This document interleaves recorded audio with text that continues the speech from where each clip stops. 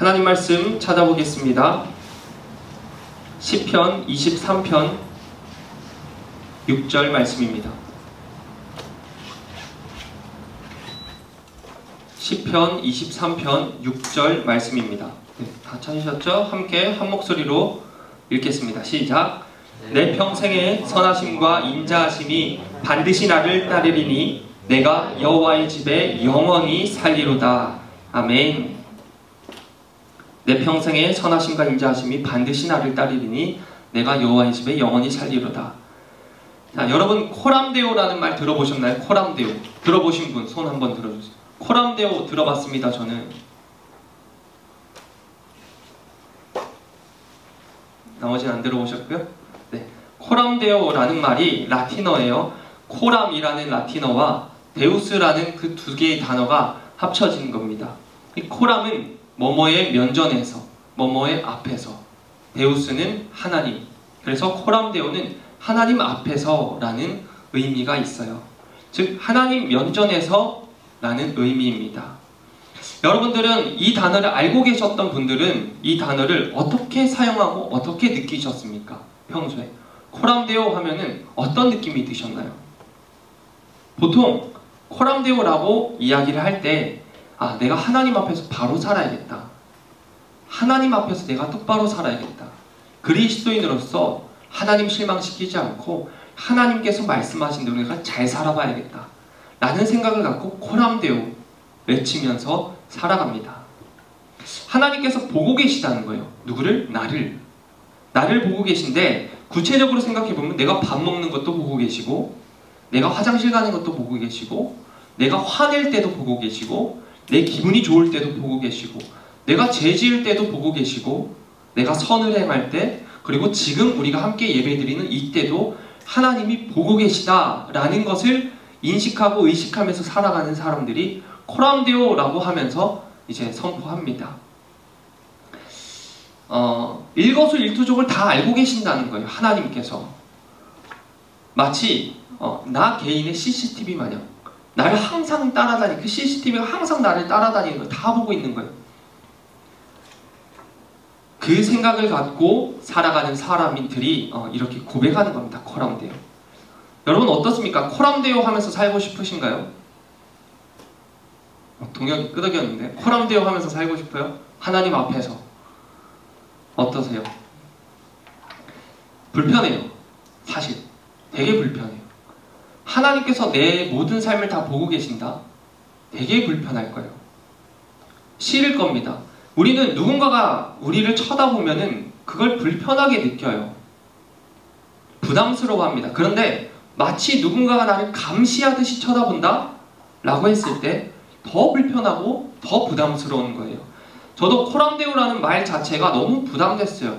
제가 여지껏 사역하면서 코람데오를 주제로 잡은 적이 단 한 번도 없어요. 너무 부담돼서. 이 코람데오라는 말, 그 말을 선포하면서 살아가기가 감당이 안 돼서 하나님이 정말 세세하게 내 삶을 다 알고 계시고 내 말투를, 내 모든 것을 다 알고 계시다 했을 때 저는 살기 힘들어요. 눈치 보는 사람이 될 거고 마음이 편하게 잠드는 날이 아마 없을 것 같아요. 오히려 마음이 불편하고 편안하게 누울 수 없고 마치 나는 이 코람데오 하면 할수록 죄만 짓는 사람 같이 느껴질 것 같고 하나님은 24시간 나를 바라보시니 기도하라고 예배드리라고 강요하는 분으로 제가 느끼겠더라고요. 하나님은 내가 언제 죄 지을까 감시하시는 분으로 제가 생각했었어요. 그렇게 느낌이 들더라고요. 그래서 너무 부담스러워서 코람데오라는 말을 제 입으로 꺼낸 적이 거의 없습니다. 그런데 완전히 오해를 한 거죠. 코람데오에 대해서 제가 엄청난 오해를 하고 있었더라고요. 오늘 말씀의 시편 기자는 이렇게 고백합니다. 내가 여호와의 집에 영원히 살리로다. 이 시편 23편은 처음이 여호와는 나의 목자시니 라고 시작을 합니다. 여호와가 나의 목자다. 나 이런 목자 있다. 자랑하고 있어요. 기쁨에 찬 고백으로 시작합니다. 그리고 끝날 때는 내가 여호와의 집에 영원히 살고 싶다라고 적극적인 기대하는 마음으로 선포하며 끝납니다. 이 두 개만 이어도 충분히 말이 돼요. 여호와는 나의 목자시니 내가 여호와의 집에 영원히 살리로다. 성경에서 여호와의 집이라고 했을 때 여러분들 머릿속에 떠오르는 것이 성전, 교회일 겁니다. 여호와의 집, 성전, 교회. 자, 이런 의미로 여호와의 집에 영원히 살고 싶습니까, 여러분? 생각해 보세요. 성전에, 교회에서 영원히 살고 싶어요? 네, 사택 살면은 영원히 살아야 돼요, 거기서. 여기가 교회인지 여기가 집인지 구분이 안 가요. 여기도 교회고 여기도 교회고 여기도 집이고 여기도 집이에요. 여호와의 집에 영원히 산다. 그럼 미친듯이 거룩해져야 될 것 같아요. 진짜 똑바로 살아야 되고 내가 하고 싶은 거 다 못하면서 철저하게 내 자신을 깎고 참고 참아가면서 살아야 될 것 같아요. 여호와의 집에 거한다 라는 그 말 뜻이 그렇게 느껴져요. 그런데 여러분이 생각했을 때 집 하면은 어떤 게 떠오르나요? 집. 여러분 한번 생각해보세요. 집. 집 했을 때 여러분들 머릿속에 떠오르는 것. 집이라는 이 단어 속에 수많은 사건들이 아마 떠오를 거예요. 그렇지 않은 분들도 있을 수 있겠지만 지금부터 그렇게 떠오를 거예요. 자, 집 하면은 그 집 건물, 구조 이게 떠오르는 게 아니라 집 했을 때 그 집에 있었던 사건들이 떠오른다는 겁니다.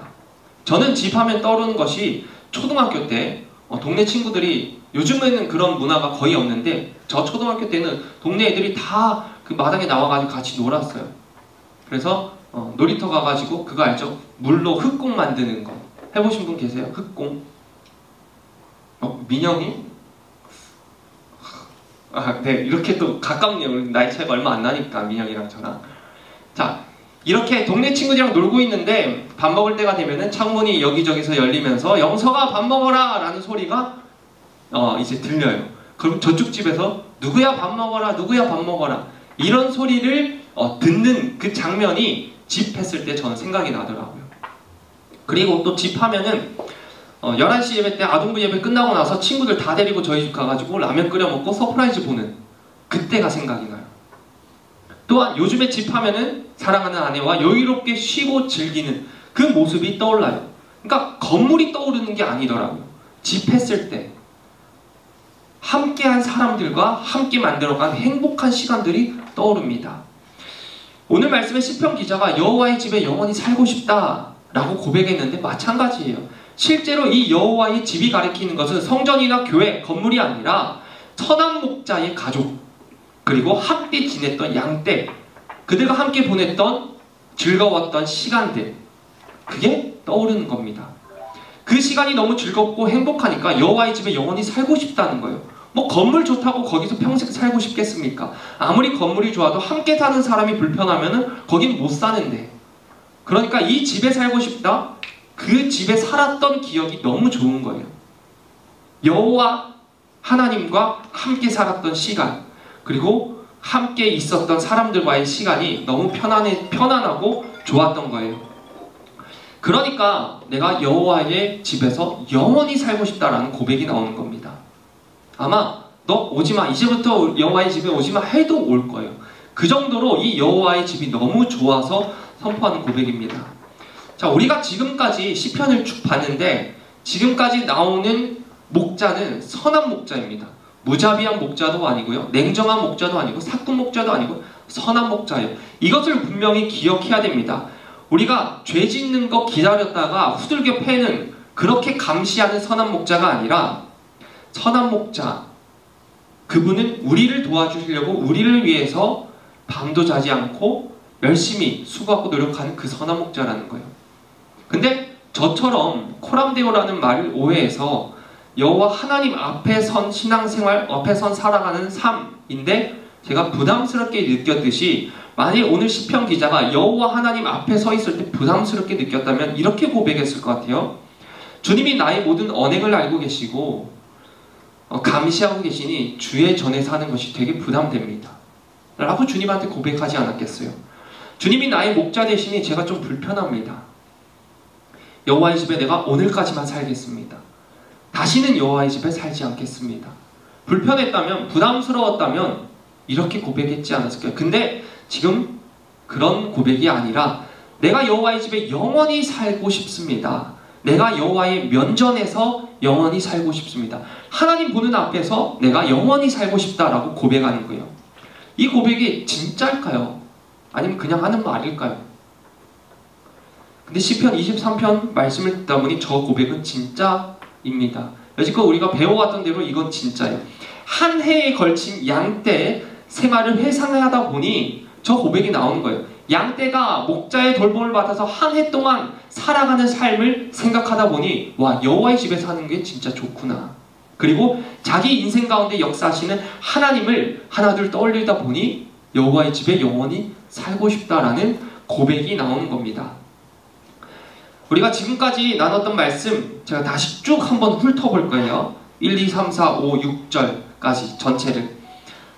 이 작업이 끝나면 여러분도 나도 여호와의 집에 영원히 살고 싶다 라는 말이 나올 거예요. 그런 마음이 들 거예요.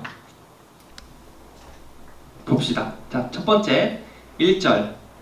1절이 뭐죠? 네, 여호와는 나의 목자시니 내게 부족함이 없다 라는 게 1절입니다. 좀 왔다 갔다 하면서 할게요. 여호와는 나의 목자시니 내게 부족함이 없다 라는 말은 본부 목장에서 일어나는 일입니다. 여기 목자의 집이에요. 그리고 목장이에요. 울타리고요. 여기 양들이 있어요. 자, 이 양들의 목자는 선한 목자예요. 그래서 이 양들은 목자가 있기 때문에 그냥 좋은 거예요. 부족함이 없는 거예요. 충분하고 만족한 거예요. 자, 이 충분하고 만족한 삶을 살고 있는 양들인데 목자가 거기에 더하여서 푸른 풀밭에도 이끌어줍니다. 자, 푸른 풀밭도 가고 쉴만한 물가로도 갑니다. 풀밭에도 눕혀주고 쉴만한 물가 가서 물도 먹여주고. 그런데 양들은 특징이 있다고 했어요.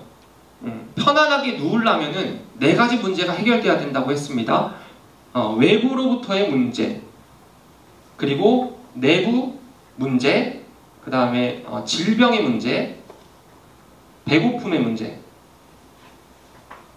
대충 아시겠죠? 글씨? 네. 자, 외부로부터 문제, 맹수로부터 안전해야 편안하게 누울 수 있고, 내부의 문제, 서로 서열 다툼을 하는 거예요.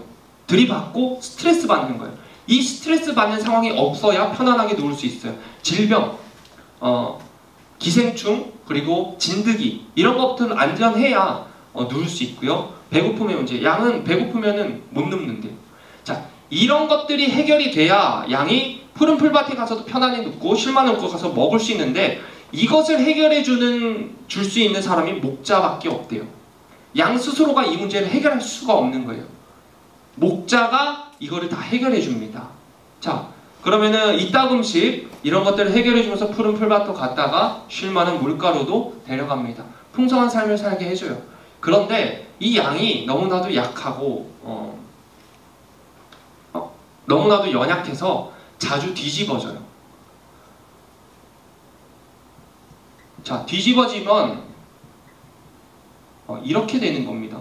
발이 위로 가 있고 완전히 거꾸러지는 거예요. 그냥 우리 그때 한번 영상 봤을 거예요. 발 허둥지둥 하면서 일어날 수가 없어요. 양 구조상. 자, 이렇게 잘 뒤집어진다고요? 편안하게 누우려고 했다가 조금 잘못하면 그냥 확 뒤집어져 버리는 거예요. 자, 이렇게 잘 뒤집어지는 양을 또 일으켜 줄 수 있는 게 목자라는 겁니다. 살짝만 건드려줘도 양은 다시 일어날 수 있어요. 이거를 성경에서는 소생시킨다라고 이야기해요. 내 영혼을 소생시키고. 자, 여기까지 이야기가 본부 목장에서 일어나는 겁니다. 본부 목장. 본진이라고 할 수 있어요. 자, 이때는 겨울. 겨울에서 본부 목장에서 일어나는 일들입니다. 자, 이제 겨울이 지났어요. 봄이 오겠죠. 봄이 오면은 여름을 준비해야 돼요. 여기서 여름을 살 수가 없어요. 그래서 다른 곳으로 여름을 가야 되는데 그래서 어디로 가느냐? 봄이 오면은 대이동을 합니다. 그리고 긴 시간 동안 여행을 해요. 온 양떼를 이끌고. 자, 여기 박목장이라고 있습니다. 그냥 이렇게 이름을 붙인 것 같아요, 얘들이. 자, 여기로 가는데 골짜기를 지나야 돼요. 자, 이 골짜기 길을 양들이 목자와 함께 가야 되는 겁니다. 고산지대예요. 긴 거리를 가야 돼요. 자, 그런데 이 거리를 가는데 수많은 문제가 있는데 오늘 성경에서도 보니까 그 골짜기가 사망의 음침한 골짜기라고 이야기를 해요. 양들이 여름을 나기 위해서는 무조건 여기로 가야 되는데 근데 여기로 가는 길이 사망의 음침한 골짜기래요. 근데 그걸 지나가야만 한다는 겁니다. 자, 문제가 있어요. 여러 가지 문제가 있는데 맹수로부터 문제도 있겠고요. 산사태 떨어지면 그냥 다 몰살이래요. 그리고 찬바람이 불면 얼어 죽는데요. 정말 별의별 일들로 양들이 골짜기를 지나가면서 위험이 있는 거예요. 올라가지 못하게. 자, 그런데 이 목자가 미리 사전 답사를 다 해놓습니다. 미리 양들을 이끌고 갈 곳을 사전 답사를 다 해놔요. 이 길도 몇 번씩 왔다 갔다 하고 여기도 몇 번씩 가봅니다. 이 목자가 내 양들을 잘 먹이기 위해서. 자, 그러다 보니까 눈사태가 납니다. 그랬을 때 목자는 이 눈사태 속에서 양들을 어떻게 지켜야 되는지 이미 알고 있는 거예요. 산사태 나고 맹수가 왔을 때 각종 문제가 변수가 생겼을 때 목자는 양들을 어떻게 지켜야 되는지 이미 다 알고 있어요. 다 준비하고 있어요. 그렇기 때문에 막대기로 지팡이로 안위해준다. 그렇기 때문에 결국에는 갈 수 있다는 겁니다. 가서 여기서 이제 도착할 수 있다는 거예요. 도착하고 나면은 성경 말씀에 이렇게 나와요. 원수의 목전에서 내게 상을 차려주시고 원수의 목전에서 내게 상을 차려주시고 원수들이 나를 다 보고 있는 그 앞에서 보란듯이 상을 차려준다는 거예요. 근데 그 상은 풍성한 상을 차려준다는 겁니다. 여기에 여름을 날 수 있는 풍성한 상이 있는데 이 수많은 원수들 가운데서 보란듯이 가서 풍성한 상을 지금 목자가 차려준다는 겁니다. 자, 그러면 양의 입장에서 먹기만 하면 될 거 아니에요. 양이 한 게 아무것도 없어요. 지금 해주는 대로 이끌어주는 대로 그냥 따라만 갔어요.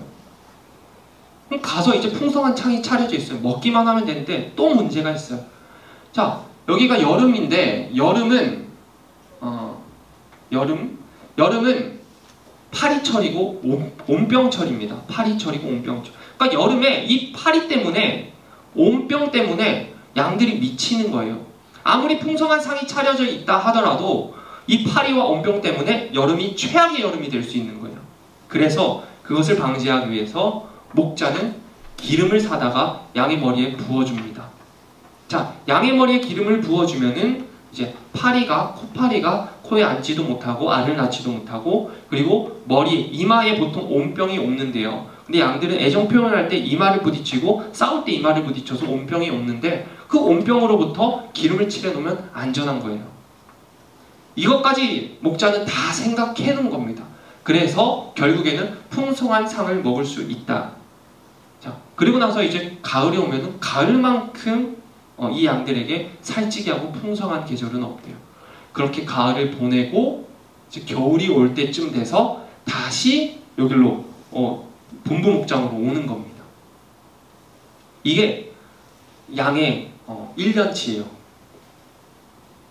자, 이렇게 살다가 오늘 고백이 나오는 거예요. 여호와의 집에 내가 영원히 살고 싶습니다. 여러분, 이런 삶 살면은 그 고백 나올만 하지 않겠습니까? 우리 인생이 아무것도 안 하는데 이렇게 잘 이끌어줘요. 정말 잘 이끌어주는 목자가 있어요. 그러면 그 목자와 영원히 함께하고 싶지 않겠습니까? 엄청 든든하지 않겠냐고요. 그래서 저 고백이 여호와는 나의 목자시니 내게 부족함이 없다부터 시작해서 쭉 회상을 해보니까 결국에 여호와의 집에 내가 영원히 살고 싶다라는 고백이 나오는 거예요. 자, 이 선한 목자를 목자로 두고 있는 양 얼마나 행복할까요? 두려움이 있을까요? 걱정거리가 있을까요? 불안함이 있을까요? 가끔씩 원수가 그냥 확 달려들면 깜짝 놀라겠죠. 근데 내 옆엔 목자가 있는데, 목자가 해결해 줄 건데. 그리고 양이 생각했을 때 사망의 음침한 골짜기 가다가 죽을 것 같아요. 눈사태 날 것 같아요. 그런데 그거 가지고 걱정하겠냐고요. 목자가 몇 번이나 해결해주고 몇 번이나 보호해주는 것을 경험했을 텐데. 자, 이 목자의 보살핌을 받는 양은 얼마나 많이 웃을까요? 얼마나 많이 행복해 할까요? 이런 목자가 여러분을 이끌어준다면 여러분 인생 살맛나지 않겠습니까? 웃으며 살 수 있지 않겠습니까? 어두워서 막막하기만 내 미래를 척척척척 잘 이끌어준다면, 어떻게 대처해야 될지 모를 때 꼭 맞는 방법을 알려준다면, 반복되는 죄악으로 피폐해지고 시들어가는데 그것을 뚝 끊어낼 수 있는 힘을 준다면, 그럼 진짜 든든하지 않겠냐고요. 저는 예전에 잘 몰랐어요. 앞에 이야기했듯이 하나님이 나를 계속 보고 계시다는 게 진짜 부담됐어요. 그게 너무 부담됐어요. 그런데 그 인생이 확 바뀐 상황이 있었습니다. 목사로서 인생을 살아가는데 목사가 되겠다고 다짐한 이후로 수많은 사람들이 그 어려운 길을 어떻게 가려고 하니? 그 고난의 길을 어떻게 가려고 하니? 그 좁은 길을 어떻게 가려고 하니? 하면서 불쌍하게 보더라고요. 그때부터 제가 마음에 품었던 생각이, 목회가 어렵다면, 목회가 힘들다면 난 목회 안 해야겠다. 목회하면서 행복하지 않다면 난 목회 안 해야겠다 라는 생각을 품었어요. 그리고 하나님께 기도도 했어요. 하나님, 목회가 다들 힘들다는데, 힘들어하는 사람이 되게 많은데 진짜 목회가 힘든 거면 저 안 할랍니다. 근데 목회가 만약 행복하고 즐겁고 감사하고 너무 좋다면 전 하고 싶습니다. 그렇게 목회하는 사람들을 많이 만나게 해주세요 라고 기도를 했어요. 그러니까 그 이후에 그런 사람들 계속 만나게 해주시더라고요. 그때부터 목회 좋다라고 이야기하는 목사님들을 되게 많이 만나요. 너 되게 복받았다 라고 얘기하는 사람들을 많이 만나요. 그리고 결정적인 사건이 있었는데, 어느 날 어떤 교회에서 찬양을 부르는데 하나님이 그 찬양을 통해서 제게 말씀해 주시더라고요. 찬송가 191장 후렴 부분이 이래요. 좁은 길을 걸으며 밤낮 기뻐하는 것 주의 영이 함께함이라. 이 말씀이 늘 부르던 찬양인데 제 마음에 하나님의 음성으로 다가왔어요. 좁은 길 맞대요. 목사의 길은 되게 좁고 힘든 길이래요. 그건 하나님께서 그렇대요. 그냥 힘든 길인데 그래도 밤낮 기뻐할 수 있는 이유가 있다 라고 말씀하시는 게, 주의 영이 함께하면, 네가 하나님의 면전에서 살면, 하나님 앞에서 거하면 너는 밤낮 기뻐할 수 있다 라고 말씀하시더라고요. 그래서 저는 하겠습니다 하고 기쁜 마음으로, 즐거운 마음으로, 기대되는 마음으로 목회를 하고 있어요. 저는 진짜 거짓말 안 치고 미래가 너무 기대돼요. 제 미래가 너무 기대되고 빨리 만나고 싶고, 이따금씩 조금 힘들 때도 있긴 하지만 그냥 제 미래를 생각하면 그냥 자신이 있어요. 왜 그런지 모르겠어요.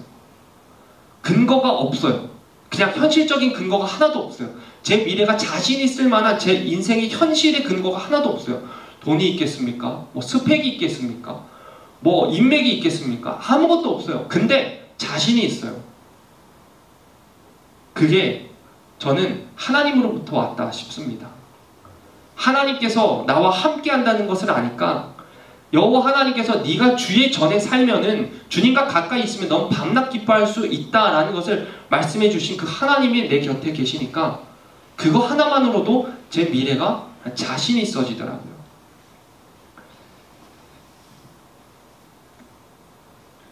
차이팀 반주해 주시고요. 여러분들 이 양들 되게 부럽지 않아요? 이렇게 살아보고 싶지 않나요?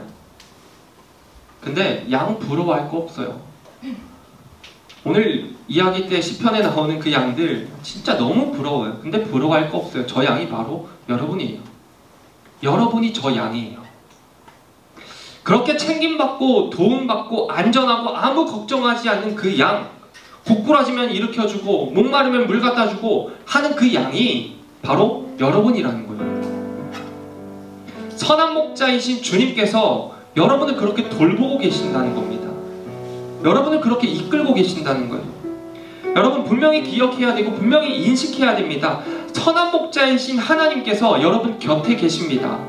선한 목자이신 주님께서 여러분과 함께 계십니다. 그러니 힘들 때, 문제가 생겼을 때, 관계가 틀어졌을 때, 죄에 빠졌을 때 언제든지 그 선한 목자를 바라보면 되는 거예요. 그 목자 앞에 나아가면 되는 겁니다. 그러면 다 해결되는 거예요. 그런 삶을 살면 우리도 고백할 수 있는 거예요. 내가 여호와의 집에 영원히 살리로다. 내가 여호와의 면전에서 영원히 살고 싶다. 말씀을 준비하면서 진짜 하나님 떠나면 안 되겠다라는 생각이 들더라고요. 와, 하나님이 이렇게까지 나를 챙겨주셨나? 하나님이 이렇게까지 나를 돌봐주셨나? 하나님이 내 인생에 이렇게까지 잘 베풀어 주셨나?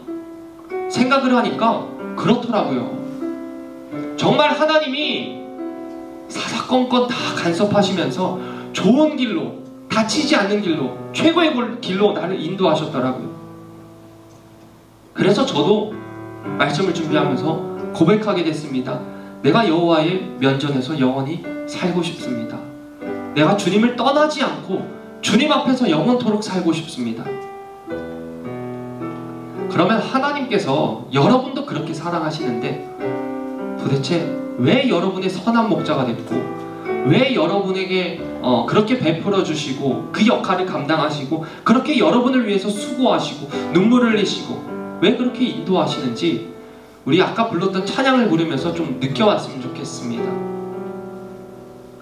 주만 바라볼지라 찬양하며 하나님께서 당신의 선한 목자가 왜 되시려고 하는지 그 마음을 한번 느껴봤으면 좋겠습니다.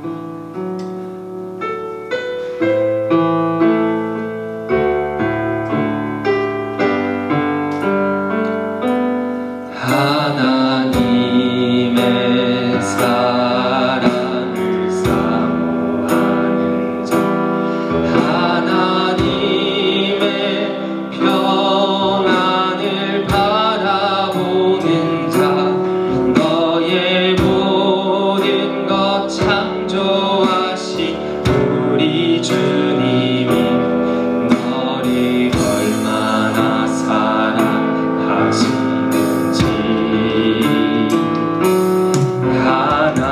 하나님께 찬양과 경배하는 자,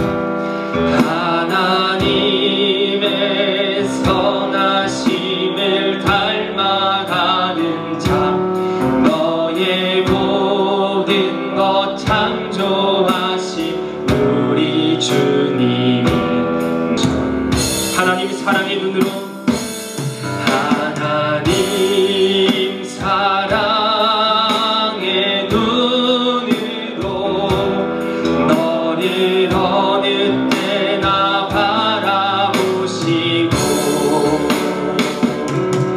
하나님 인자한 귀로서 언제나 너에게 기울이시니 어둠에 밝은 빛을 비춰주시고 너의 작은 신음에도 응답하시니 너는 어느 곳에 있든지 주를 향하고 주만 바라보지라.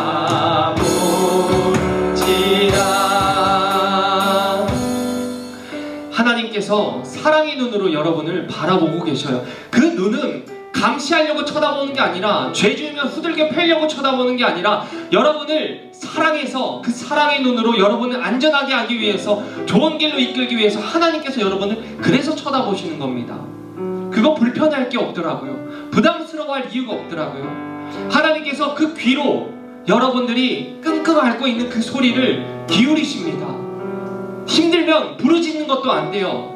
힘들면 내 마음속으로 그냥 주여 주여 하는 것밖에 안 돼요. 근데 그 작은 주님을 찾는 그 소리도 하나님께서 귀 기울이신다는 거예요. 그리고 응답하신다는 겁니다. 그렇기 때문에 우리가 어디에 있든지, 사방의 음침한 골짜기에 있든지 푸른 풀밭에 있든지, 내가 어디에 있든지 주님을 바라보고 주님 앞에, 주님 면전에 있으면은 우리는 그 선한 목자의 도움을 받고 살 수 있다는 겁니다. 우리 인생이 그 인생 될 수 있다는 겁니다. 여러분, 청년의 때에 진짜 중요한 것입니다. 진짜 중요한 것입니다. 여러분이 이 청년의 때에 하나님 앞에 서 있느냐 아니면은 다른 곳에 가 있느냐, 그게 여러분들의 미래를 좌우할 수도 있어요. 어쩌면 이 청년의 때가 마지막일 수도 있어요. 왜냐? 여러분 결혼하고 아기 낳고 직장 다니고 하다 보면 신앙생활 하는 게 진짜 어려워요. 그나마 여유 있을 때가 여러분 지금 이때입니다. 지금 그나마 하나님을 찾을 때고, 그나마 하나님과 가까이 해야 될 때예요. 그나마 지금이 여유가 있다고요. 아무리 바쁘다고, 아무리 힘들다고, 정신없다고, 그래도 지금이 제일 안 힘들 때고 지금이 제일 안 바쁠 때라는 거예요. 여러분 인생 가운데.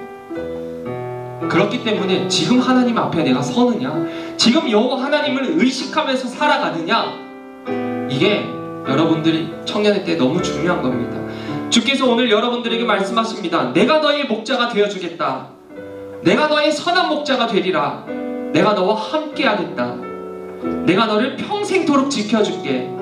내가 너의 곁에 늘 있을게. 여러분 이 시간 함께 기도할 때 여러분을 주님 앞에 세우시길 바랍니다. 주님 면전에 여러분을 세우시길 바랍니다. 그리고 하나님, 내가 어느 곳에 있든지 주님 앞에 서겠습니다. 어느 상황에 있든지 주님 앞에 서겠습니다. 내 감정이 어떻든지 주님 앞에 서겠습니다. 주님 면전에 서겠습니다 라고, 주님 나의 선한 목자가 되어달라고 우리 같이 주님의 이름 한번 부르짖고 통성으로 기도합시다. 주여,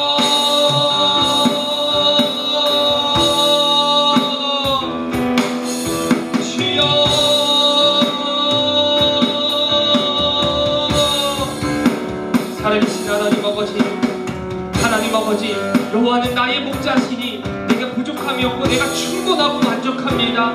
하나님, 나를 너무 세세하게 이끌어주시고 보살펴주시는 그 주님의 손길 때문에 내가 지금까지 이렇게 잘 지내왔습니다. 하나님의 손길이, 하나님의 사랑이 내 인생 가운데 안 미친 곳이 단 하나도 없음을 고백합니다. 하나님 아버지, 청년의 때에 하나님을 찾습니다. 청년의 때에 하나님의 이름을 부릅니다. 더 바빠지기 전에, 더 정말 정신없어지기 전에, 더 주님을 믿는 것이 힘들어지기 전에 하나님이 청년의 때에 주님을 확실하게 믿게 하여 주시고 주님 앞에 설 수 있도록 인도하여 주시옵소서. 하나님 아버지, 하나님 아버지, 내가 여호와의 집에 영원히 살길 원합니다. 우리가 여호와 하나님의 면전 앞에서 영원히 살길 원합니다. 나의 목자가 되어 주시옵소서. 나의 선한 목자가 되어 주시옵소서. 나와 함께 알려주시고 평생토록 나를 지켜주시옵소서. 늘 내 곁에 있어 주시옵소서. 하나님 아버지, 우리 청년들 인생 가운데 개입하여 주시고 성령 하나님 역사하여 주셔서 사랑의 눈으로 바라보시는 그 눈을 하나님 부담스러움이 아니라 감사함으로 받을 수 있도록 주님 인도하여 주시옵소서. 하나님 아버지, 주님의 눈길을 내 인생 가운데서 치우지 말아 주시옵소서. 하나님의 사랑을 내 인생 가운데서 덮지 말아 주시옵소서. 하나님 아버지, 끝까지 주님 만나는 그날까지 내가 하나님 면전에 서서 주의 집에, 여호와의 집에 거하며 살길 소망합니다. 하나님 아버지, 그 인생이 앞으로 나의 인생 되게 하여 주시옵소서. 하나님, 그리하여서 정말 여호와의 집에 사는 것이 너무 좋습니다. 주님과 함께 사는 것이 너무 좋다고 고백 올려드릴 수 있도록 인도하소서. 하나님 아버지, 주께서 언제나 내 곁에 계신데, 주님이 나의 목자이신데 우리는 어찌나 연약한지 두려워하고 불안해하고 걱정합니다. 주님은 늘 내 곁에 계신데 내가 그 주님을 의식하지 못하고 살아왔기에 마음이 편치 않았습니다. 그러나 이제후로는 나의 목자 되신 주님을 삶 속에서 기억하게 하여 주시옵소서. 인식하게 하여 주시옵소서. 여호와의 집에 영원히 살리로다라는 그 시편 기자의 고백이 나의 고백 될 수 있도록 하나님 역사하여 주시옵소서. 어느 곳에 있든지 어느 상황 속에 있든지 내 기분이 어떻든지 변치 않고 주님 앞에 서겠습니다. 변치 않고 주님을 바라보겠습니다. 변치 않고 주의 이름을 부르겠습니다. 하나님 아버지, 늘 나와 함께 동행하여 주시옵소서. 나의 선한 목자가 되어 주시옵소서. 이제는 우리 구주 예수 그리스도의 은혜와 하나님 아버지의 넓고 크신 사랑하심과 성령님의 위로와 교통하심이 여호와의 집에서 주님과 함께 영원히 살겠다고 기대하며 고백하는 우리 청년들의 인생 가운데, 일상 가운데 영원토록 함께하기를 축원하옵나이다. 아멘.